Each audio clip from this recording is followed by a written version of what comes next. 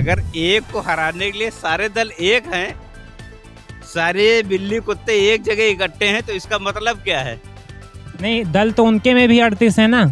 BJP के पास भी तो 38 दल हैं। उनका भी तो पूरा गठबंधन है, वो अकेले तो हैं नहीं। अगर उनके पास 26 दल हैं तो उनके पास में 38 हैं, तो उनसे ज़्यादा तो पार्टियां उनके पास में हैं। अच्छा, इसके बारे में हमें नहीं मालूम। वो कहते हैं नफरत के बाजार में मोहब्बत की दुकान खोलेंगे। तो ये तो सही है, मोहब्बत की दुकान खोली जाए और क्या। कि इंडिया अलायंस में सबसे बेहतरीन चेहरा कौन सा हो सकता है? इसको बना दो और क्या। अखिलेश यादव को। बंदा पढ़ा लिखा है।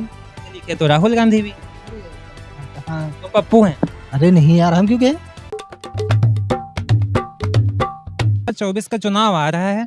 ओपोजिशन वाले ये कह रहे हैं कि ईवीएम हैक हो जाता है।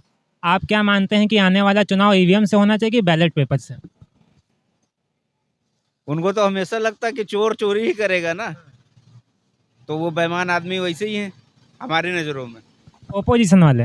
ऑपोजिशन वाले। अच्छा, तो आपके हिसाब से जो चुनाव है वो ईवीएम से होना चाहिए या फिर बैलेट पेपर से? क्योंकि ओपोजिशन वाले ये कह रहे हैं कि अगर जनता सरकार को इतना चाहती है, मोदी जी की इतनी अच्छी लोकप्रियता है, तो एक बार आप बैलेट पेपर से चुनाव करवा लो, उसमें दिक्कत क्या है? तो अगर ईवीएम से हो रहा तो इनमें दिक्कत क्या है? इनको दिक्कत क्या है? वो ये कह रहे हैं कि वोट किसी और को देते हैं, चला बीजेपी में चला जाता है, ऐसा उनका कहना है। अगर एक को हराने के लिए सारे दल एक हैं, सारे बिल्ली कुत्ते एक जगह इकट्ठे हैं, तो इसका मतलब क्या है?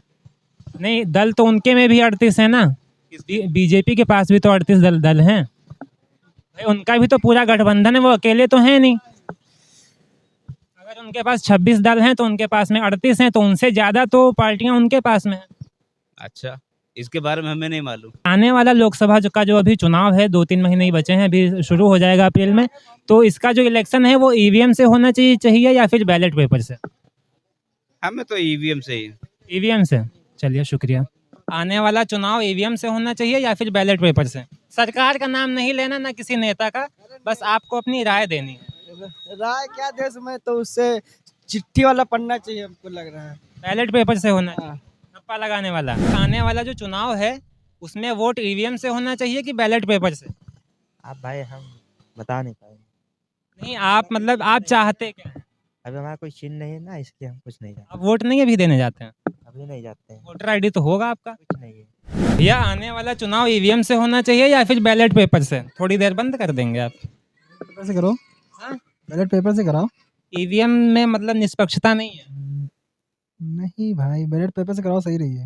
लेकिन मोदी जी ये कहते हैं कि अभी टेक्नोलॉजी का ज़माना है, तो फिर हम बैलेट पेपर से काहे करवाएं? जहाँ से ईवीएम बन के आती वहाँ बैलेट पेपर से हो रहा है, तो ईवीएम यहाँ क्यों चला रहे हो। वो कह रहे हैं कि हमारे देश में जनसंख्या बहुत ज़्यादा है, ऐसे चीन में ज्यादा है क्या। सीधे भाषा में अगर हम बोलें तो आप चाहते हैं कि बैलेट पेपर। पेपर से करो। बस। चलिए, ठीक। अच्छा, नेता आपको कौन सा बेहतर लगता है? अच्छा, बेहतरीन प्रधानमंत्री आपके हिसाब से कौन हो सकता है? अपने हिसाब से अच्छा काम करें, सब बेहतर है। नरेंद्र मोदी जी ने बढ़िया काम किए। सब बढ़िया कर रहे हैं। अच्छा, ये अभी भारत न्याय यात्रा 14 तारीख से चालू कर रहे हैं कांग्रेस वाले।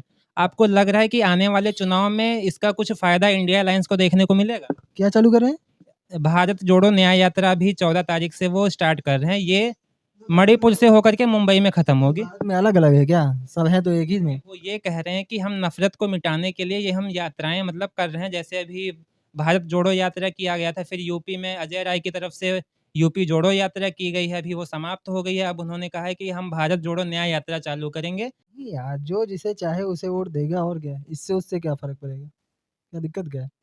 नहीं, वो ये कह रहे हैं कि जो नफरत की भावना है बीजेपी ने पैदा कर। क्या है यार, बीजेपी थोड़ा नहीं नफरत पैदा करती है, जो जिसे समझ में आता है जैसा वैसा सोचते हैं लोग। वो कहते हैं नफरत के बाजार में मोहब्बत की दुकान खोलेंगे। तो ये तो सही है, मोहब्बत की दुकान खोली जाए और क्या है। नफरत ना करें लोग, क्या है, सही है नहीं। सही है। अच्छा, तो कुछ इसका फायदा होगा? अब हमें क्या मालूम यार, जो करे। अंदाजा नहीं, मैं अनुमान की बात कर रहा हूं। भाई देखो, जब 10 लोग साथ में मिलके चलेंगे ना, तो कोई तो कुछ तो फायदा होगा, लेकिन अब जहाँ 100 लोग साथ में मिलके चलेंगे वहाँ फायदा होगा। इंडिया अलायंस में इतने सारे चेहरे हैं, प्रधानमंत्री पद का सबसे बेहतरीन उम्मीदवार कौन हो सकता है? मैं ये नहीं कहता हूँ कि नरेंद्र मोदी को टक्कर कौन देगा, मैं आपसे ये पूछ रहा हूँ कि इंडिया अलायंस में सबसे बेहतरीन चेहरा कौन सा हो सकता है? इसको बना दो और क्या। अखिलेश यादव को। बंदा पढ़ा लिखा है। पढ़े पढ़े लिखे तो राहुल गांधी भी, अरे ऐसा कहाँ कहाँ। वो पप्पू हैं। अरे नहीं यार, हम क्यों कहें ये। नहीं, काफी लोग कह देते हैं कि वो तो पप्पू अरे हैं। छोड़ो यार, किसी के कहने से थोड़ी नहीं कोई हो जाएगा। तो इंडिया अलायंस में सबसे बेहतरीन मतलब अगर चेहरे की बात करें तो वो अखिलेश यादव। मस्त बंदा काम करता है, काम बोलता है, काम बोलता है, यूपी में किया भी है। बंदे ने काम किया है।